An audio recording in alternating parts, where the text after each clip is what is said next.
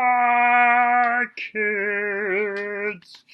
Alright, this is going to be a quick review over electrostatics.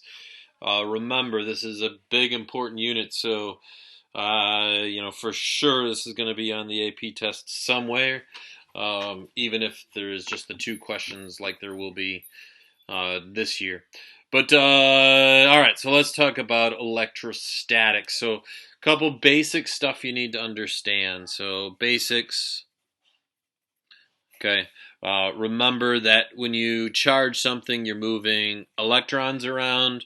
Remember, an electron has a charge of negative 1.6 times 10 to the minus 19th coulombs, which means, okay, and this is called the elementary charge, is 1.6 times 10 to the minus 19th coulombs, which means all charges are a multiple of this number, okay? Protons have that charge just positive. Electrons would be that charge negative. Remember, if you wanted to figure out how many electrons actually got moved, well, if it was 3.2 times 10 to the minus 19th coulombs, how many electrons did you move? Oh yeah, you moved 2. How'd you do that? You did this divided by that, and you get 2. So that means if you had a 5 microcoulomb charge and you wanted to figure out how many electrons that was, what would you do? Just like you did here, you would take this divided by this, and you would figure out how many electrons got moved.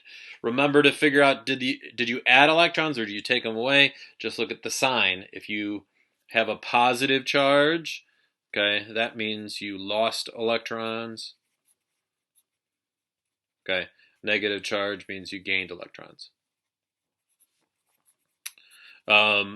Remember, you need to know what is the difference between a conductor and an insulator. Okay, a conductor is something that allows the charge to move freely in it. Things like metals, okay, people. People are pretty good conductors. Why? Because water with impurities is a conductor. And what is people? Mainly water with impurities. Insulators are things where the charge does not move around freely. Things like rubber, glass, wood, those would all be examples of insulators. So if I have a balloon and I rub a balloon on my head and add a bunch of charge to it, so I add a bunch of negatives to that balloon. Well, you know what? These negative charges don't want to hang out next to each other, but because it's an insulator, they can't move, so they get stuck together. In insulators, you tend to get clumps of charge, where in conductors, if you added a bunch of negative charge right here, well, that negative charge is going to, as soon as it can, it's going to spread out because it's conductor, and it's going to move as far away from each other as it can. So where would it go? It would end up sitting on the outside. So with conductors, the charge sits on the outside, which is why you're safe inside your car, because if you are here inside, there you are, okay? If the charge is on the outside, you're going to be safe, okay? Remember we talked about the different ways to charge something. The first way would be charging by contact. So if I have a random electroscope here, remember our electroscope, and let's say I touch my random electroscope with a negative balloon, some of these negative charges literally move over. Why? Because this thing is a conductor. These charges don't want to hang out there, so some of them are gonna move over, and you end up with your electroscope having a negative charge. Okay, that would be contact or conduction. If I just bring a negative balloon, why can't I draw a balloon all of a sudden? If I bring a negative balloon close to this, but I don't touch it, well, what happens is positive charge goes to the top. Remember, it is okay to say positive charge goes to the top, because in reality, electrons are going to the bottom. It is not okay to say protons are moving up here, okay, because protons don't move around. So if the electrons move like this, I have just polarized the charge. Polarize means to separate it, so this would be induction with polarization. If I bring my balloon away, this thing would go back to neutral. If I do this, so I have induction with polarization, and then I was to touch the electroscope with my hand, well, now, guess what? These negatives move down here to get away from these negatives. Well, now the negatives can move even farther. Those negatives would go onto my hand and eventually down to the ground. This would be an example of induction with grounding. Okay, so that when I was all done with this, if I brought the balloon away, my electroscope would end up with a positive charge. Okay, that would be induction with grounding. So contact, well, I didn't mention friction. Friction is the other way, but that was how my balloon got a charge in the first place. I rubbed it on my head.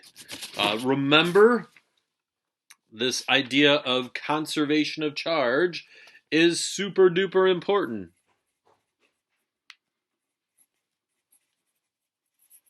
So, for example, if I have, let's say I have a sphere, a metal sphere, with a positive Q charge on it, I call this sphere A. Let's say I have another sphere with positive 2Q charge on it, I will call that sphere B. And then I have another same size sphere with a negative Q charge on it, I will call that charge C. Well, if I touch A and B together first, and then touch A and C, what is the charge for each?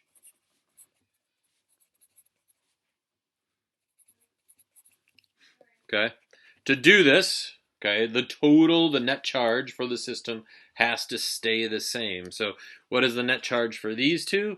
It's 3. So if the charge gets shared after the first step, I would end up with 1.5 Q plus for A, and I would end up with plus 1.5 Q for B. That would be my charge is staying conserved. Now if I touch this and this, what's my net charge between those two? It would be positive 0.5. So then when I'm done, I would end up with positive 0.25 Q on A and positive 0.25 Q on C. So when I'm all done, this is what I would end up with. But if you notice, that's exactly what you would end up with here. Because if you look, this plus this plus this gives you 2Q. This plus this plus this gives you 2Q. Okay, conservation of charge. All right, that is the intro. I'm going to pause it, and then we'll do some more in a bit. Bye, kids!